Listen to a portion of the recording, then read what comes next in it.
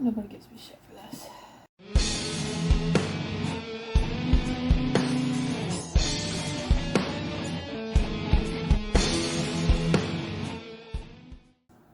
Hey guys, welcome back to my channel. My name is Jack. I am an amateur makeup artist and a huge book nerd. And today for Pride Month, I decided that we would be reviewing a book called Bury Your Gays. It's by Chuck Tingle. Now tell me that that is not the most stereotypically gay author name that you have ever heard in your entire life. I picked it up. I've been trying to read a lot more queer media lately, just because, you know, like, I'm queer, but I did grow up in a very religious household, so I haven't had a lot of, like, experience reading, like, gay literature and, you know, queer media and videos, films, and all that kind of stuff. So I'm trying to branch out a little bit, and it sounded really funny to me. So yeah, I have thoughts. Let's get into it. So Bury Your Gays. Bury Your Gays is the story of a queer showrunner who is queer to his friends and colleagues in LA, Hollywood, but he is closeted to his family. And that will come into effect later. Kind of. Anyways, that's besides the point. I'm getting ahead of myself. Anyway, our main character's name is Misha Burris. He is, like I said, a TV producer in Hollywood. He runs a very, very, very successful show. And the two main characters are obviously but not explicitly gay for each other. And, you know, for I guess the series is wrapping up, and Misha wants to have them declare their love for each other. You know, he wants to represent queer joy. You know, not everything has to end in tragedy when you're gay, that kind of thing. It should also be mentioned that Misha is well known in Hollywood for his work in horror. He has written a lot of really great horror pieces. There's The Black Lamb. One of the horror characters that he writes, her name is Mrs. Y, and she's terrifying. You know, he's like recognized as a really big creator in that space.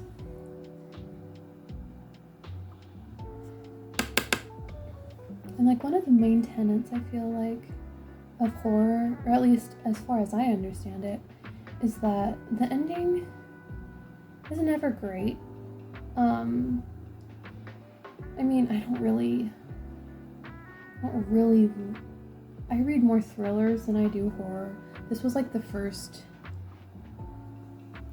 Spoiler alert, this book is rated as horror, not horror, or we may be gay horrors, but that's not what this book is about.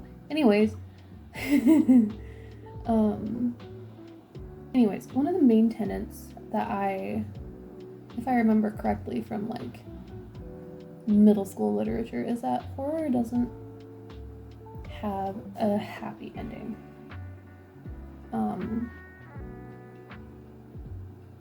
I feel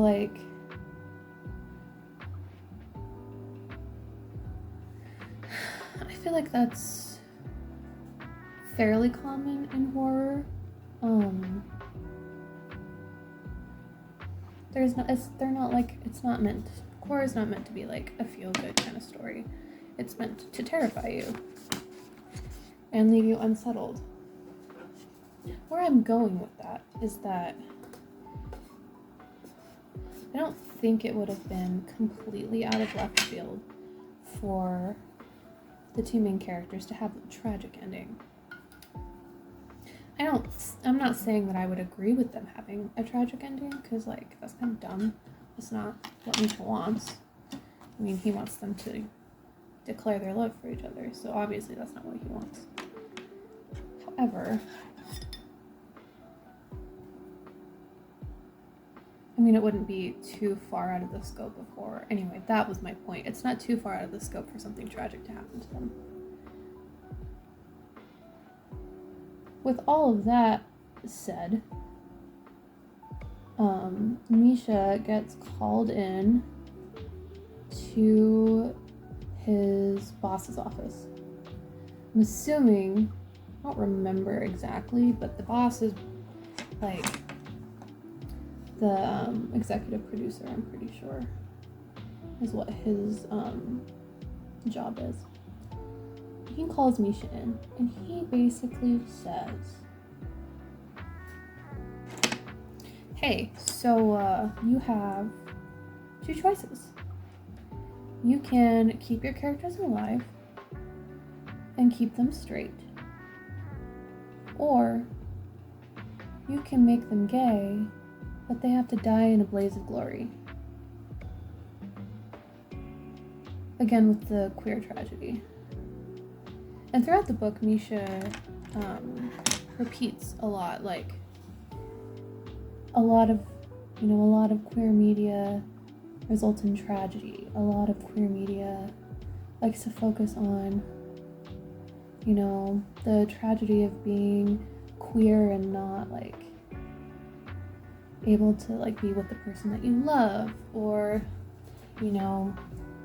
being separated from the person that you love once everyone finds out that you're queer, or, like, watching your partner be killed because they're queer and, like, you have to run away and survive. All these fairly common tropes surrounding, the basically like the abuse of queer people by straight people who don't understand being queer. They make a precious step. Sorry. So, faced with this, Misha says, fuck no. I don't want to do that. And there's... Ooh, that is glitter-free. I hope you can see that. It's pretty, though. I like it. Not very blendable, though, I will say. So, you might think Misha's just being stubborn at first when it comes to this. And, it's pretty heavily implied that if Misha doesn't take one of the two options presented to him, he's gonna get fired.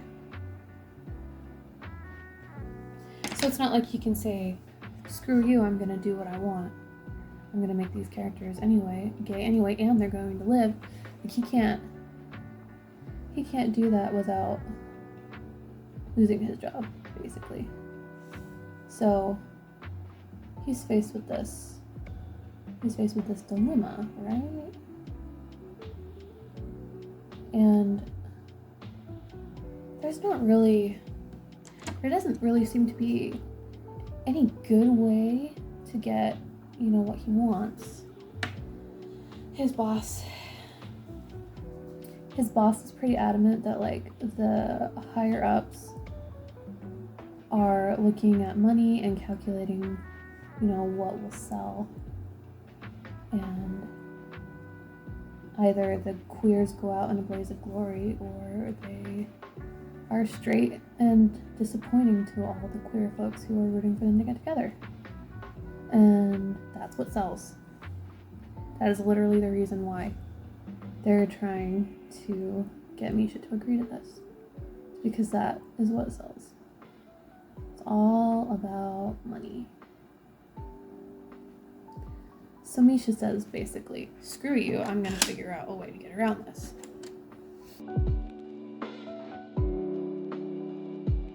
Now, Misha has a very dear friend of his who is asexual, and then his boyfriend.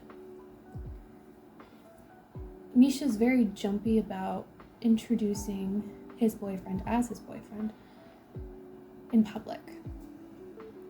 Because Misha is from a very small town in, I think, Montana. And he is not out of the closet to them. So he's still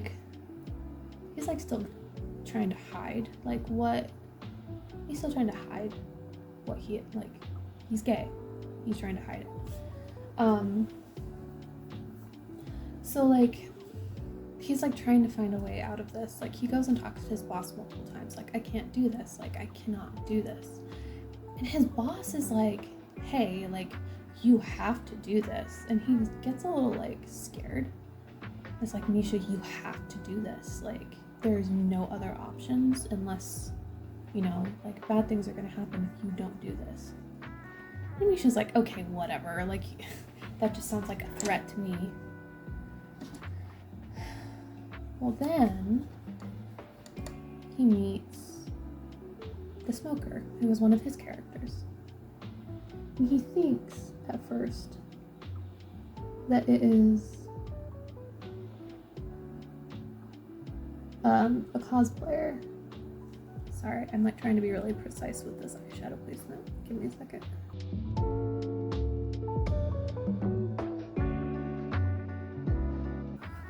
He thinks it's a cosplay. And the smoker's whole MO is he comes up to you and he asks you for a smoke. And if you don't have matches on you, or a way to light his cigarette, then he will kill you after 5 days, kind of like the Ring. He'll kill you after 5 days by ripping your bones out your back while you're still alive. Which, that sounds pretty horrifying to me. So Misha runs into this guy he thinks is a cosplayer, who's cosplaying as the smoker, and the smoker asks him for a light. And because Misha is a superstitious person, I guess because he's a superstitious person, he normally carries matches on him, just in case the smoker became real, I guess. But when he goes to get his matchbook out of his suit, because he's out to lunch with his asexual friend. I think her name's Tara. I cannot remember. She was important for the last 10 minutes of the story. When he goes to his suit pocket for his matches, he doesn't have them. And then the smoker's oh, you know what that means, I'm gonna come for you, blah, blah, blah. Smoker keeps showing up for the next couple days. And Misha's okay, this is getting ridiculous. But he doesn't really, think anything of it. And then he has, I need a makeup wipe. Then he has a high school reunion that he does not take his boyfriend to because, as I said, he is not out to his hometown. So he goes. He that says something about story writing. I'm not going to lie. I didn't really pay much attention at high school reunion, just because it just I understand it's supposed to show the dichotomy of who Misha was versus who he wants to be, who he is in Hollywood. But I don't know. Going and being there, I didn't feel was very important to the plot. The coming back was important. Also, this primer, it's a little glue bottle. What? Not sponsored, but that is so cute. It looks like glue too. I've used it once before. We're gonna see if I still like it. Oh my god. Like, look at that. It looks like glue. Alright, we're gonna... That might have been way too much. I'm just gonna warm it up with our hands. Anyways, so coming back.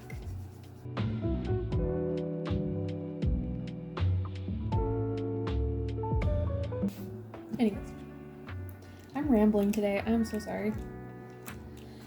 So he goes and he comes back. And on the plane ride back, he runs into what he starts off thinking is another cosplayer. So at this time, it's a cosplayer of Mrs. Y. She's an alien from his show. And Mrs. Y is terrifying because what she does, sorry, I have like hair hanging off of me. There we go. And what she does to her victims is she shows her victims the great nothingness of the universe. So like how weak and insignificant we are.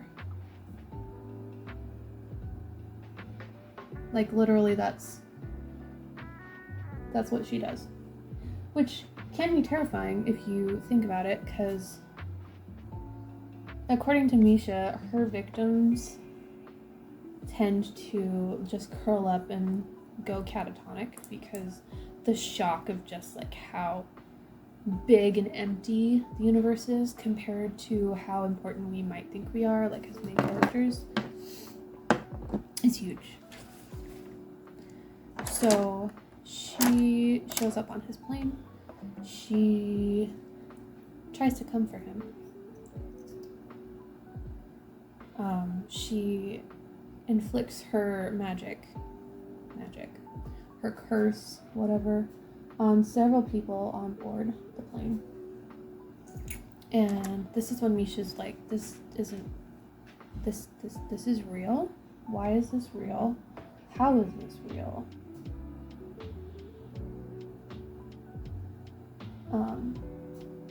I didn't have an answer, but I was thoroughly enjoying it because anything supernatural is like an A+ for me.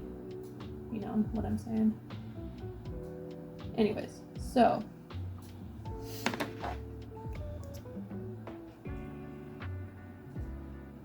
sorry, there's like something like making noises. There was a giant hornet in here earlier today, and I think my roommate got it, but I'm a little like weirded out. So, anyways,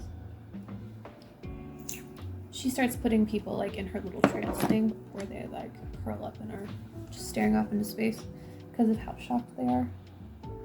And Misha begins to realize that it's real. And if Mrs. Y is real, then that means the smoker's real. Which means he actually only has 3 days. Or however many days until the smoker kills him. And he's flipping out, like, how did these characters of mine, you know, like, how did they come to life? Like, why are they here? That kind of thing. He goes home and he's like, I gotta go for a hike, clear my head. And while he's out on a walk to clear his head, he runs into a little black lamb on the hiking trail. Now, if it were me or you, maybe like a little poor little bleeding lamb, like stuck out in the middle of nowhere, we might be like, oh, poor thing, and we might take it home. But Misha wrote a horror, like, I can't remember if it was a TV show, an episode of the show, or like a short film about the Black Lamb, or it might have been like an actual movie. Anyways, one of his characters is the Black Lamb, who is basically like the Black Lamb is basically kind of like the Thing. Like, it's an eldritch monster that kills people, but it gets its victims because they don't, assume that a lamb is going to like absolutely mark them, Anyways, Misha sees the lamb and goes home right away and is like, okay, somebody is sending my characters after me. And I think it's the studio like trying to force me to do like, kill off my characters who are gay. I think it's the studio. So he tries to find his boss, the executive producer. Ends up following him to like this old abandoned like hill, and watches his boss be violently tortured and murdered by a dead actor. Yes, by a dead actor. A ghost, right? Like, that's what I thought. Somehow the ghost is corporeal, whatever. Oh, I swear if that's the... We're gonna ignore it for now. Hopefully it doesn't come over here. As I was saying. Like, I'm reading it and I'm like, oh, it's a ghost. It's corporeal somehow. It has the ability to kill people. That's like really cool. We're about to get like a really awesome supernatural story. Oh man. I try really hard not to do that. Shit. Well, I guess that's what happens when you're not paying attention while you're tightlining your eyes. My bad. Guess we're gonna be extra smoky today. What's the other one? Actually, I might be able to fix that. If you give me a second.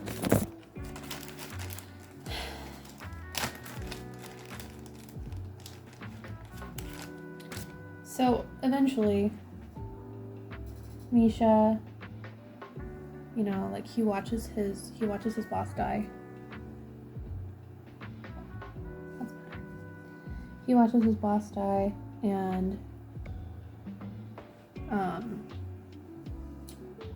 that's smudgy. Oh well, that's fine. We're not done, so we can fix it. I don't remember exactly how Misha figures this out. He goes straight from the scene of his boss's death to a facility. I think he's okay. So the ghost of the dead actor like dissolves into like gray smoke and like flies away, and Misha follows it to like this building. It's mentioned in the story a couple times about this like revolutionary technology that allows the studio to recreate dead actors so that they can like make more movies even though they're dead. And it's kind of like assumed that it's all like AI, like CGI, that kind of thing. So Misha goes in and he finds out that the entirety of Hollywood is being controlled by the council, which is a sentient swarm of nanobots.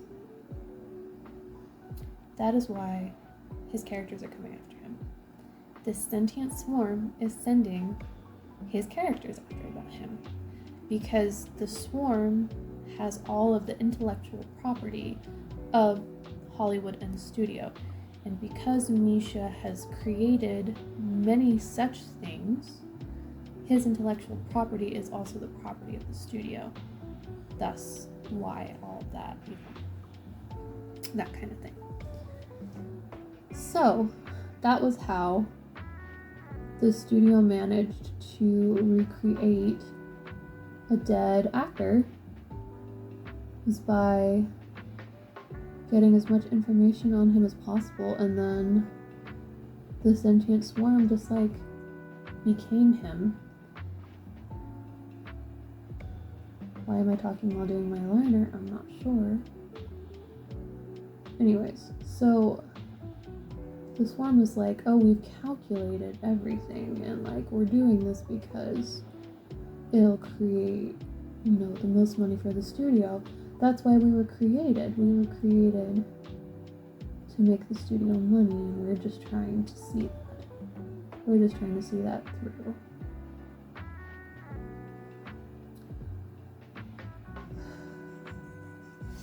And like, yeah, okay. That's fine. That's a great, like, I guess that's a great, like, what's the word? Explanation for why there's like supernatural things happening. Yeah, that's great. Whatever. We'll talk about my opinion later. So, then Misha goes home after confronting this sentient swarm. Is that even? I can't tell if that's even or not. That's even enough. He goes home, and Mrs. Y has been to his house, and she has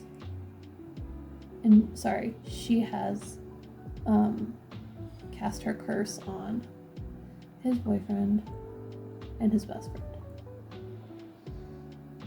So they're just like gone to the world now. And according to his show, there's no like cure for it. So he's like, well, shit. And the supposed culmination of all of this is he goes to an award show because his short film, The Mouse, is supposed to is nominated for an award. And it's also the last night that the smoker has to kill him. And he decides he's gonna go anyways. He gets violently sick while he's there, which is, probably part of the swarm's plan. And he realizes that, if he's gonna die, he might as well die being true to himself. So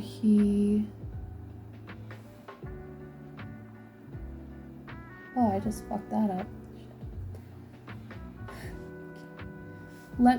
Let me finish this wing, and I will be right back.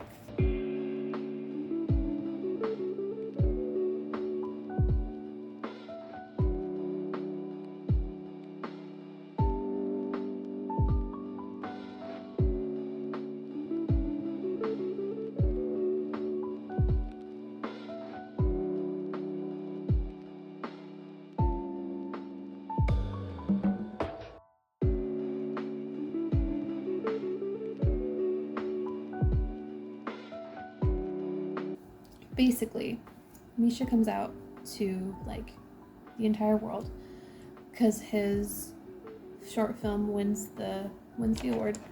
He comes out and he talks about how queer joy is just as important as queer tragedy, and how he wants to live authentically as possible. And then he ends it with saying, I want to dedicate this award to my boyfriend. And then staggers off stage. The smoker finds him later in the bathroom and is like, hey, it's time for you to go. And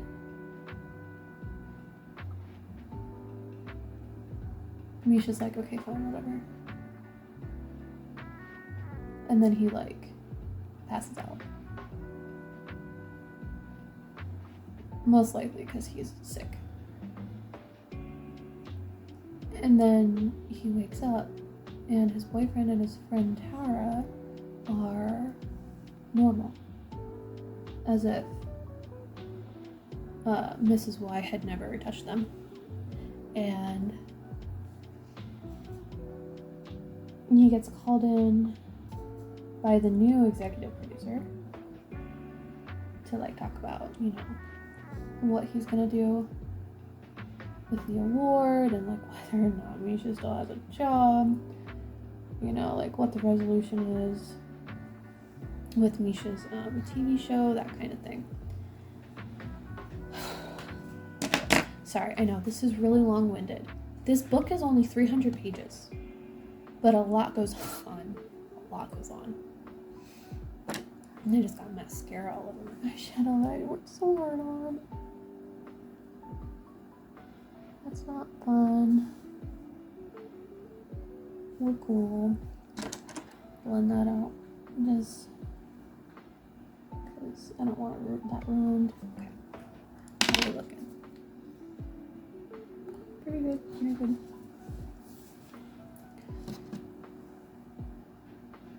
The primer is kind of tacky. I do like that. Okay. I'm also using Tear. I got a little mini so I could like shade match myself and try it out without spending like $25 on the full meal deal. I've used it once. This I do not like. It doesn't. Like, I know it's supposed to be mask wear, like a mask kind of foundation. Did not like it. I do like a brush. So I just tap it in a couple times and then there we go. And just stamp it in. I will say, this has got to be one of the first foundations I found that may be too light for me. Like, I might have gotten a shade that it's too light for my skin. I don't know how I feel about that. Like, super cool, but also that's never happened to me ever. I'm gonna try something real quick while we're here. I'm gonna like do this just to like get it on my skin. And then I'm gonna, oh God. Nope, that was a horrible idea.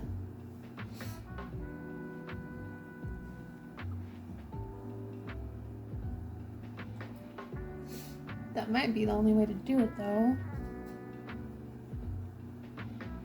Wow. You probably cannot see it because of the camera. But my face right now is so dry. This is clinging to like every bit of texture I have. And I don't know if it's because of the primer that I'm using or if it's because it hasn't warmed up to my skin yet. But I don't know how do people just use the puff? I don't like that. Like, there's no blending.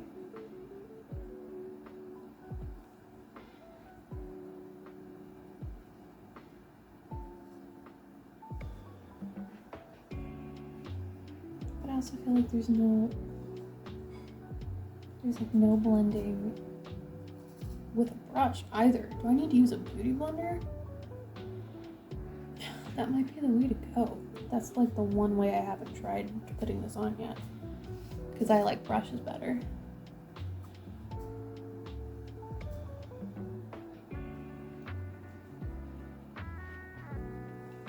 Let's see. on camera, it looks very mask-like. Very nice. But my skin is so dry. Like, this is drying me out so bad. I can feel my skin going, ah.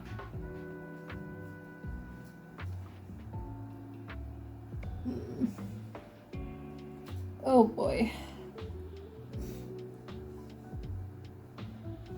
Alright, well, we're just gonna... It's fine. It's not like I'm going anywhere after this. I'm just, filming for the hell of it. Anyways, where was I? Everything seems normal. That's right. Everything seems normal. And Misha goes to meet his new boss.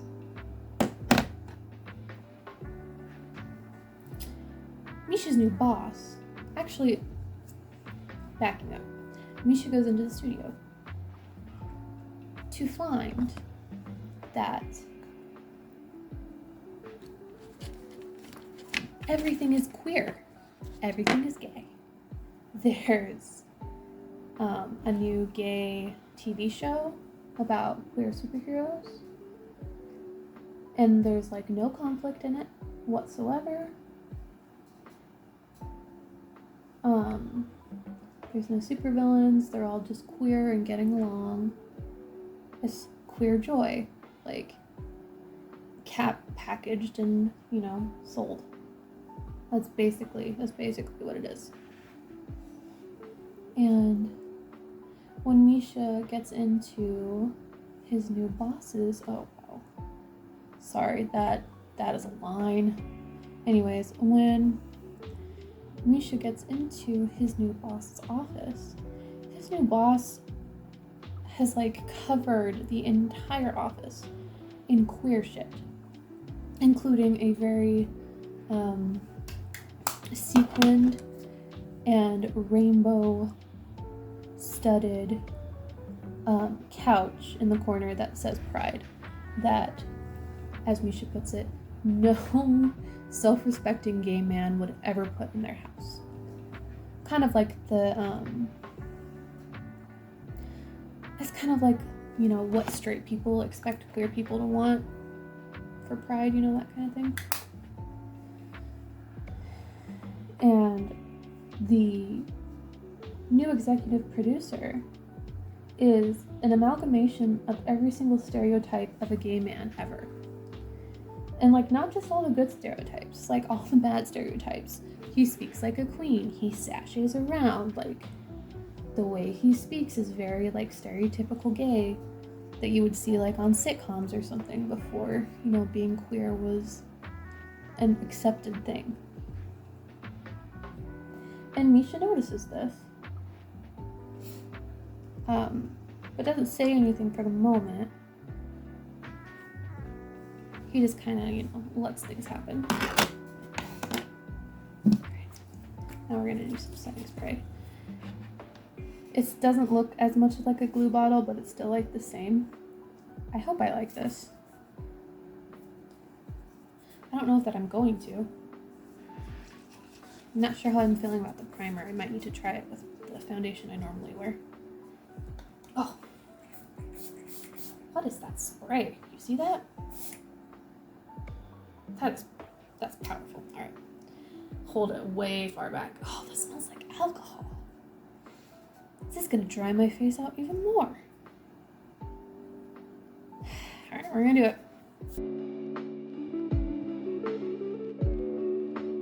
I feel like I'm still babbling. I haven't even gotten to the end of the story. So,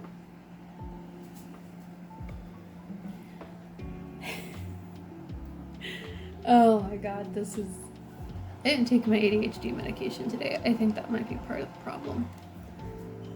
So, anyways, super stereotypical gay guy.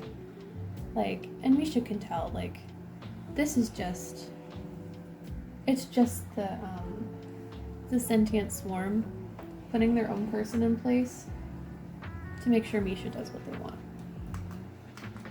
Because why wouldn't they, They're there for, to make money. So, anyways, Misha's new boss is all about queer joy and queer storytelling and, you know, making sure that everything's queer and happy and fun and like there's nothing bad happening at all and everyone's just having a grand old time. And Misha's like, okay, but I write horror. And the swarm is like, oh, well, you know, no, not anymore, you don't. Like, we need you to write queer stories. And you're like the queer mascot now of the studio. So, like, we need you to be doing this. And Misha's like, okay, no, how about I just write whatever I want? And the producer's like, yeah, no, that's not how this is gonna work.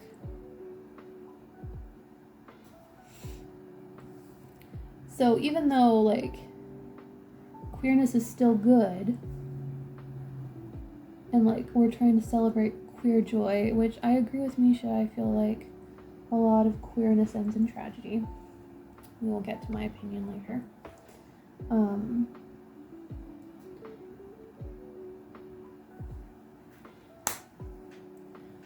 It's still the same, like, we're forcing this onto you because, yeah, we're forcing this onto you. And Misha's like, fuck that. So he goes to his friend and his boyfriend, and he's like, we have got to stop this. And his friend happens to be, his friend who is asexual, happens to be head of tech and security for the studio. So she figures out a way to like stop the swarm. It's basically like uploading a virus to it and then killing it, basically, is how that's supposed to go. And again, this feels like it's been going on for a really long time. I feel there's been a lot, and this book is only 300 pages. I need to reiterate that. Okay. So, the three of them, Misha, his boyfriend, and Tara, his asexual friend, go back to the building where the nano swarm is kept. And they basically lie themselves in by saying that they just wanted to talk. Misha's like, yeah, I want to go along with your plan. So they get, you know, they go in, and the swarm's like, aha, you think I don't know about your plan. But I do. And I'm not going to let you upload a virus to destroy me. Ha ha ha. Ha ha ha, I like it. I should mention that the swarm, when it's talking to Misha like this, is taking the likeness of his dead boss, who was killed by the dead actor.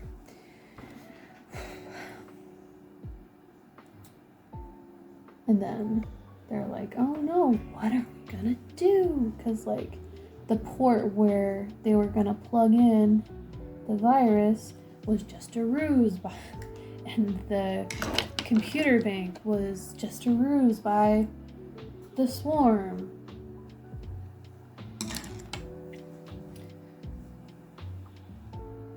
Kid you not. This is where his friend is probably the most important and literally the only reason why she was included.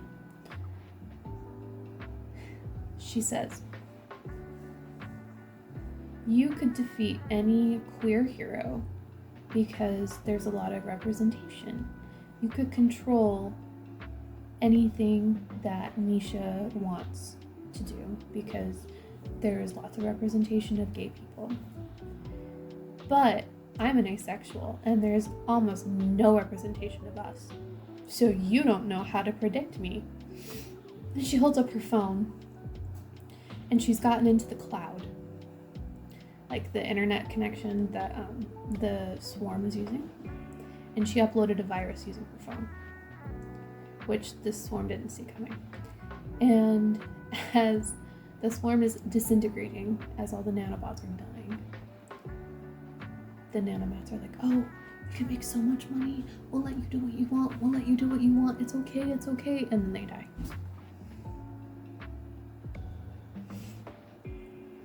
And then Misha gets to do whatever the hell he wants. And, you know, he's happy with his boyfriend. And yeah, that was pretty much the end of the story.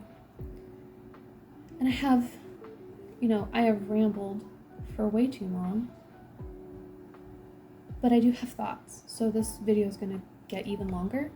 I should probably put lipstick on. We're looking a little,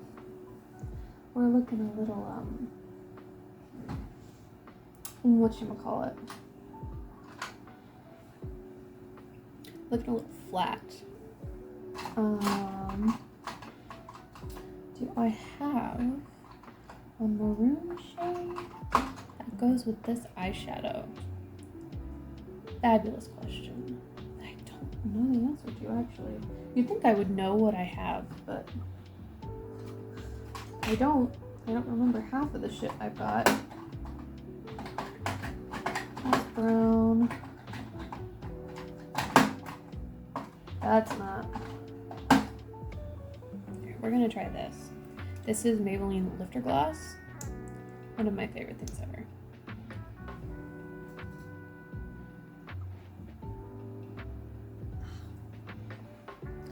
Smells like buttercream frosting. Oh my god. So good.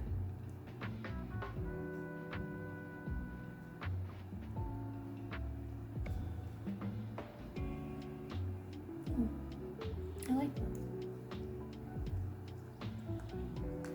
Okay, cool. We're all done with that. I was really invested in the supernatural aspect of the book. Was really invested in like all the creatures coming back to haunt Misha. I was really invested in, you know, it being like real, actual supernatural shit happened to him. The author dropped like hints here and there about like maybe it could be nanobots, but the fact that it is nanobots still felt like it came out of left field. Like, it was 100 pages before the ending of the book, and we find out that it's all fucking nanobots.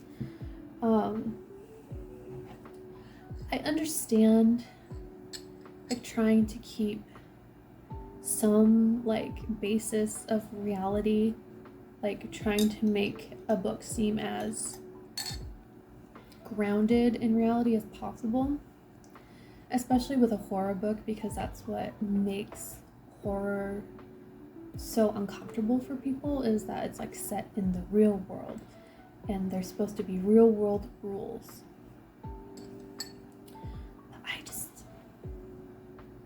I didn't like it. I didn't like the nanobot thing. It felt very, like I said, it felt like out of left field.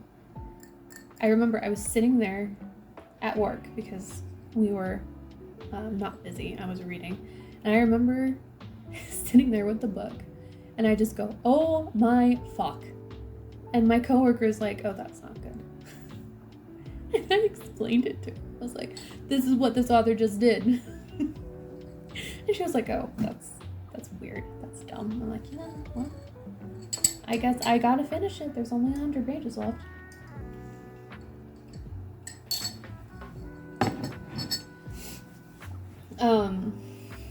Anyways, I did not like that. I do think it's well written.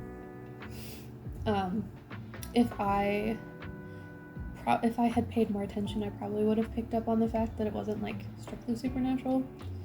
But I still think nanobots is a really dumb like explanation. I wasn't a fan of that, but It's not my book. It's not my book. I can't tell the author, hey, you should have written it differently. There's this fight throughout the whole book between what sells and genuine queerness. Like, at the beginning, queerness didn't sell, so they weren't going to allow Misha to make his characters queer. And then, almost like that, when Misha's like coming out speech at the awards like actually gained a lot of traction, and like people were supporting him in it, it was like immediate flip of a switch that the company was like, oh yeah, this is really profitable. And then they took it to the other extreme where it's like only queer joy makes money and only happy queers make money. So this is what we're gonna do. This is what we're gonna this is what we're gonna, focus on basically. And that's really accurate to what I feel like a lot of corporations see queerness as, especially with Pride Month. Oh, makeup companies in Pride Month, I swear to God, it's like queer people only exist and rainbows are only cool during June, and then everything goes back to the way it was before. It's a very common complaint, especially in the makeup community. And sometimes the queer collaborations just are not good. I will put some right here to show you some of my least favorite queer collaborations. Like, it's only accepted when it's profitable. And being queer isn't like, it's not about profit. Being queer isn't like something you can monetize. Being queer is a genuine part of someone. And being authentically queer, I feel like, is frowned upon if you don't like fit the stereotype that, heteronormative society sees. Like, I don't know, do I come off as bisexual? I have no idea. I don't think I care. I don't think I care if I come off as bisexual or not. I am bisexual, and that is all that matters. I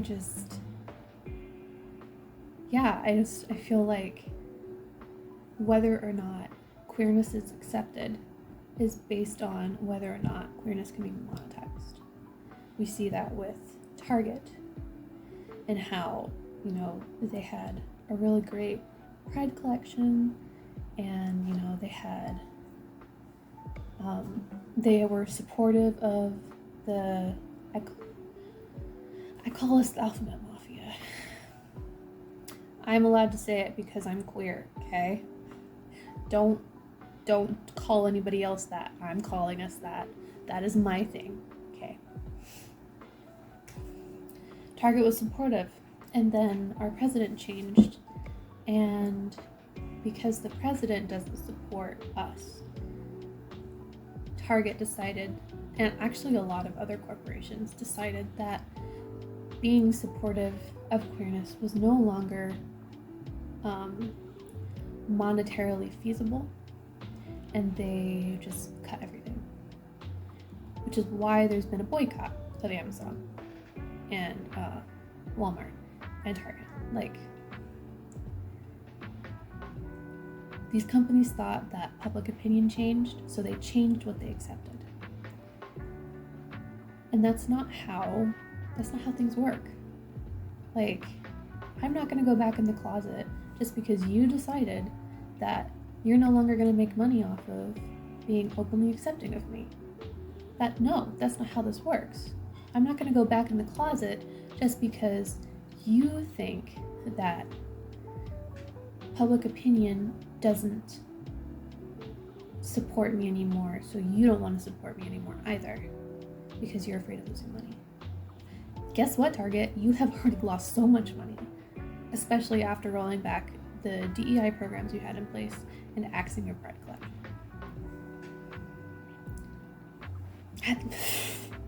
I don't know what to tell you. That was your own fault. That was your own fault. Queerness is not conditional, and it is not something that you can just support when it benefits you.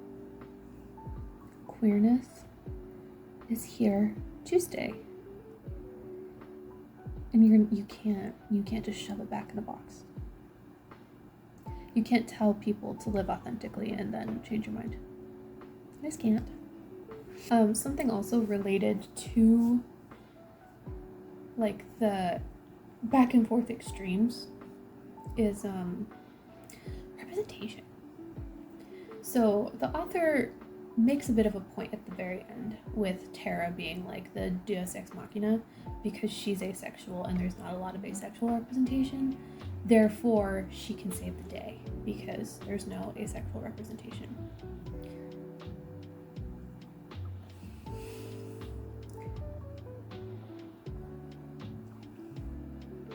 Questionable execution,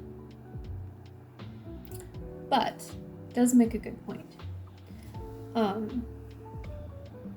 Representation in media is very one way or the other. Like, it's either extremely obvious when someone is gay, when a character is gay, because of how, like, you know, how they act, how they dress, how they sound, like, very stereotypical. Or you have the other extreme, where, you know, like, this character is so closeted you would never even know.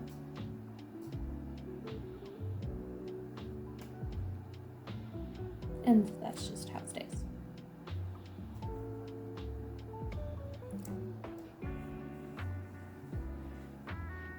But very few, if any, pieces of media representation ever portray queerness as normal. A lot of like queer representation in media, it's very much like, this person is queer and that is their entire personality, and we're going to make sure that you know they're queer because they're going to talk about it 24/7. Yak, yak, yak, yak, yak.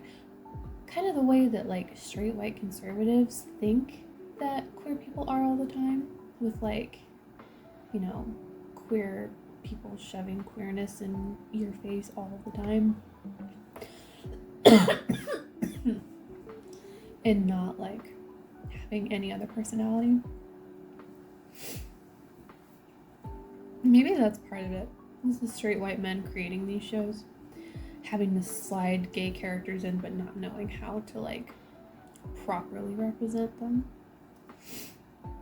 Anyways, my point being is that queer representation doesn't ever make it seem like normal, you know? Like, it's never like, you know, this character living their life and they just randomly drop, yeah, my wife, well, if it's a girl, like, oh, my wife, blah, blah, blah, blah, and people just move on. Like, that never happens. Like, there always has to be a moment of, oh, this person's actually gay. Who cares? Who cares? The last thing that I want to touch on, and this is more just like a personal gripe that I have, besides the robots, we've already gone over that. This book really could have been more in the thriller category. There's two or three scenes of extreme violence that kind of just come out of nowhere, and they feel kind of random and out of place. And I don't know if that was the author's intention.